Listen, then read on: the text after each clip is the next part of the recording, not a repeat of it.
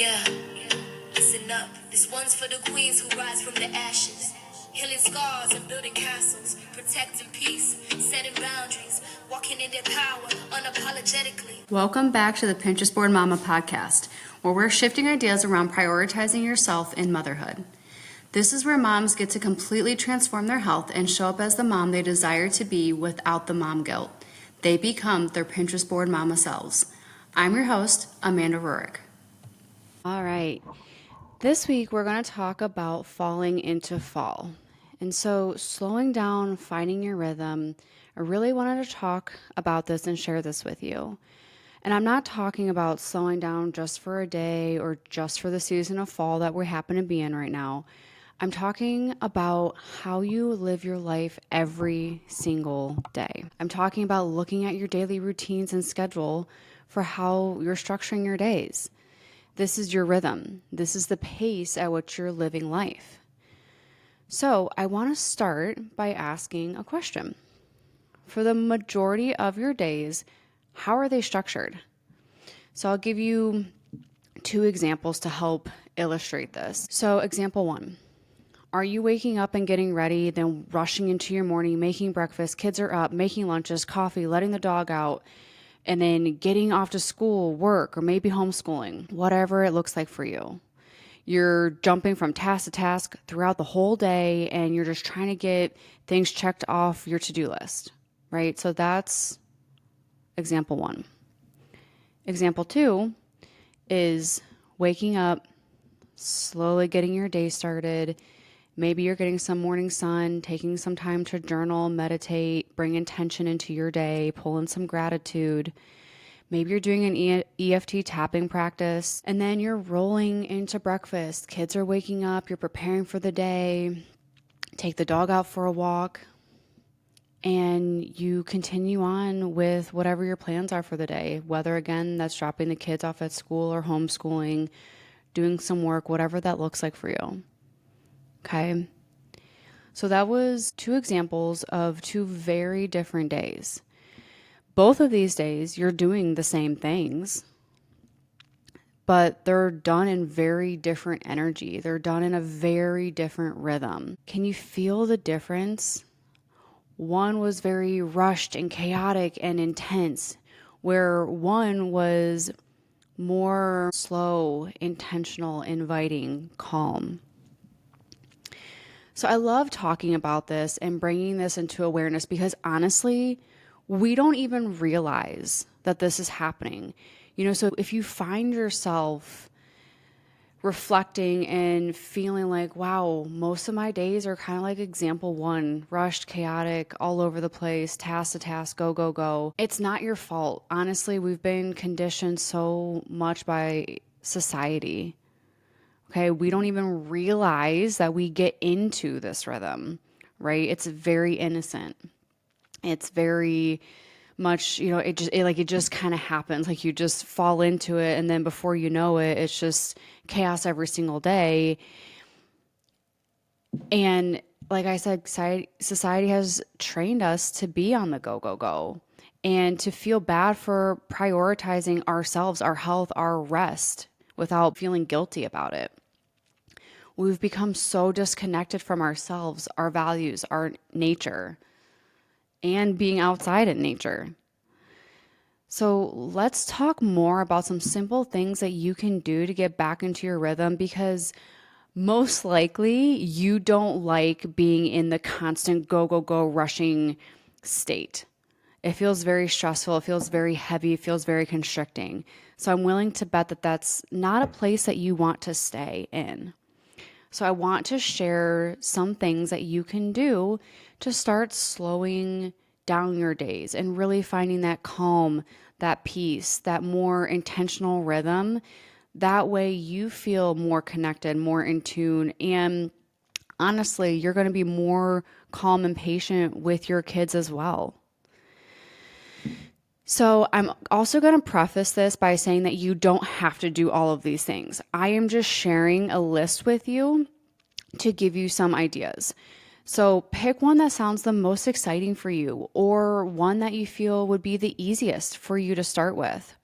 start there, and you can always come back and re-listen to this episode and implement another thing. Okay. So this is meant to be slow and exploratory. I want you to feel into what feels good for you. Try something, modify it as needed, because there's no right or wrong here. There's no force here. There's no have tos or shoulds, because we don't want to invite that energy in. We don't want to be living in that energy. Again, we want to be calm and intentional and be in our rhythm and doing what feels good for us. Okay. So let's jump on in. So the first thing that I really love and recommend is morning light. I love this practice, and it's something that I personally do every day. So I typically get up about 30 to 60 minutes before my kiddos, just depending on how late they decide to sleep in for the day. And I get myself situated, and immediately I spend time in the morning sun. Or now that it's getting colder, I don't necessarily go outside, but I sit by my favorite window and still get that natural light in my face, on my body. In colder months, I will also use red light. So again, if you have a red light device, that's great. You can use this in this practice. If you don't have to run out and get one. Again, you can sit by your favorite cozy window and still get some morning sun on your face. So I do this for about 10 to 15 minutes. You can start off with 5 minutes again, if that's what feels most available to you. And I sit and I really focus on my breath, and I practice meditating. I quiet my mind. So I am not thinking about my to-do list. I'm not running through all of my tasks that I have to do for the day. I am simply breathing and allowing myself to ground into my day. So again, this doesn't have to be perfect. That's not what we're going for. We're looking for consistency and just time for yourself, time to, again, ground into your day, get your day started on the right foot. Maybe you want to pull in gratitude. Maybe you want to pull in intention. Okay. And so I know some of you listening may say, hey, look, I have a young baby. I'm up through the night. Like, this just isn't available for me. Again, that's okay. And just know that if you're in that season where your kids are getting up in the middle of the night, or you have a young baby who's obviously, still not in a sleep schedule, that's okay. You can still do this by getting into the morning sun or light with them. You can bring them outside with you, or sit by your favorite window and let the sunlight get on both of you. This is going to be helpful for them too, and it's going to allow their bodies to slowly start the day as well. So as you're bringing in these practices, feel free to invite your kids in with them, because it's also showing them how to slow down and bring in intention and have that quiet time. Okay.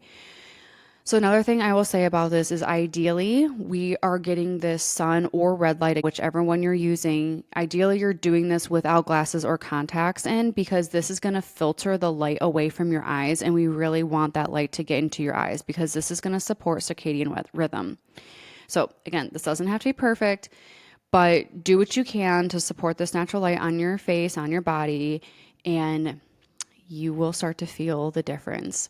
Start with a week and see how you feel. I promise it's going to feel amazing, and you're never going to want to give that time up again. Okay. Number 2, nervous system practices. So nervous system tools. So I started mentioning some of these with the morning light routine, such as journaling, meditating, breathing. Those are always great. You can always do belly breathing or box breathing, somatics. All of these things are really helpful. Again, journaling is really great. Sometimes I know it can be very helpful just to get thoughts out, pen to paper, and just get everything out, and do it without censoring yourself or do it without judging yourself. Just whatever wants to flow, let it flow.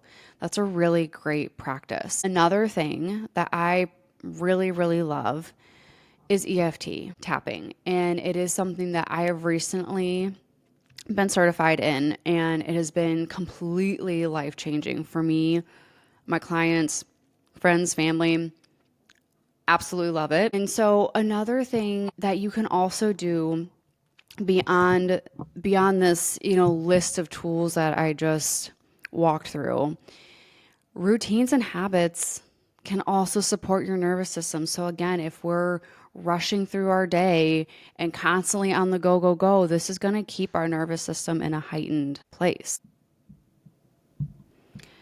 So we really want to think about how we're also structuring our day. Having slow mornings, for example, the first tool that we were talking about, morning sun, is really, really great to help support your nervous system and really bring in that calm and tension for the day. Good bedtime routines.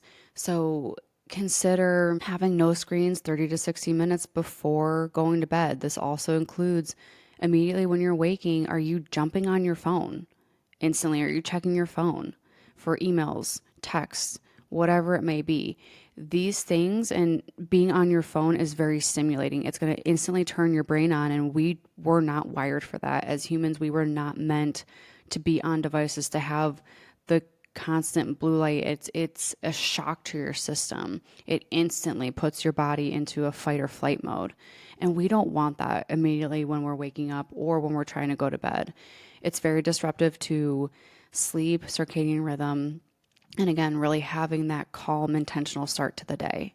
So we really want to be very mindful of that and limiting our blue light immediately when we're waking and right before we're going to bed. So that wraps up nervous system tools. The next thing I want to talk about is movement. So number 3, walking daily, especially after meals, is super beneficial.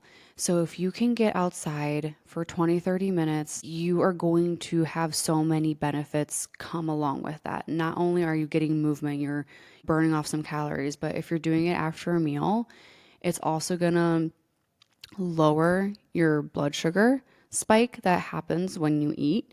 So again, it can be very supportive of that if that's something that you particularly struggle with. Also, something to consider is weightlifting.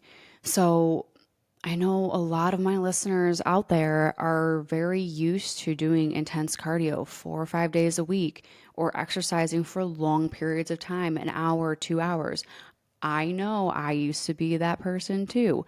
I was at the gym 5 days a week, running a ton, weightlifting, doing all the things, spending an hour or two at the gym multiple times a day.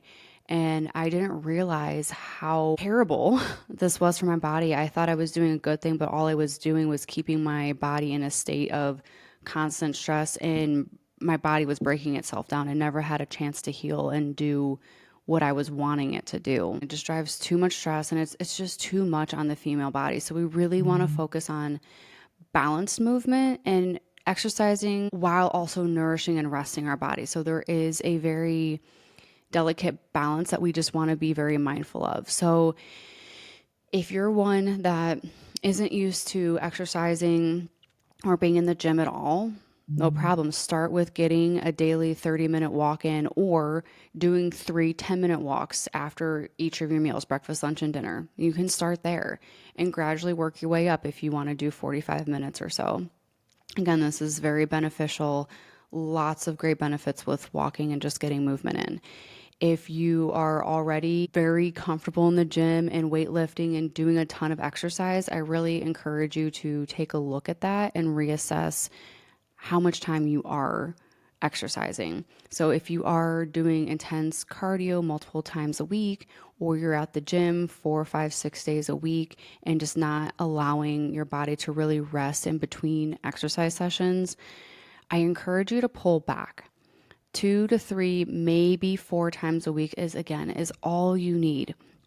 And 30 to 45 minutes max of weightlifting, especially for the female body. You do not need a ton of time at the gym. So I really encourage you to take a look at that and assess where you're at and allow yourself to have more rest time, and make sure that we're also focusing on nourishing your body, because this is really going to help when we're talking about slowing down and allowing our body to rest. So number 4, make Mealtime, sacred.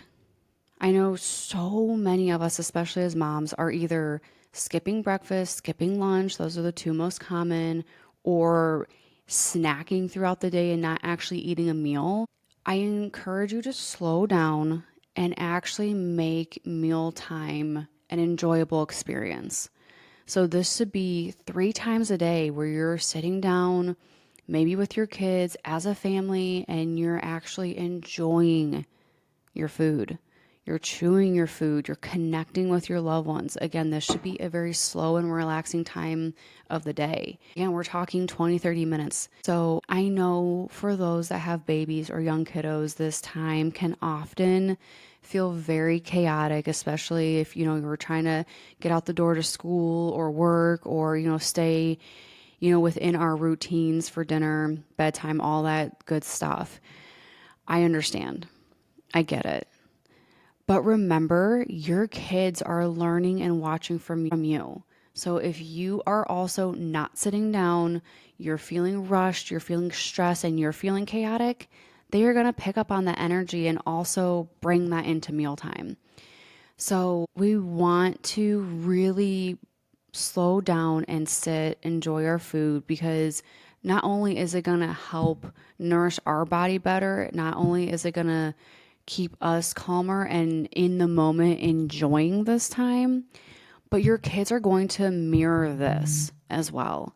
And this isn't meant to blame or say that you're doing it wrong. This is an invitation to have a different perspective, to try doing it a different way. Give it a week or two and see how it changes. It's not going to change in a day or two. Again, kids, they take time to, model behavior. And your body is also going to take time to adjust to, going slower and actually sitting down and really enjoying that time. So I invite you to try this for, a week or two and just notice the differences and relish in how much calmer and more enjoyable mealtime can be for you and your family. So last but certainly not least, number 5 is rest.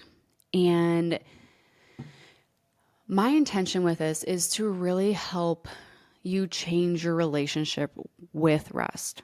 So moms especially are conditioned to be on the go, go, go all the time, do all the things, manage all the schedules, the duties of the house, kids, possibly work as well.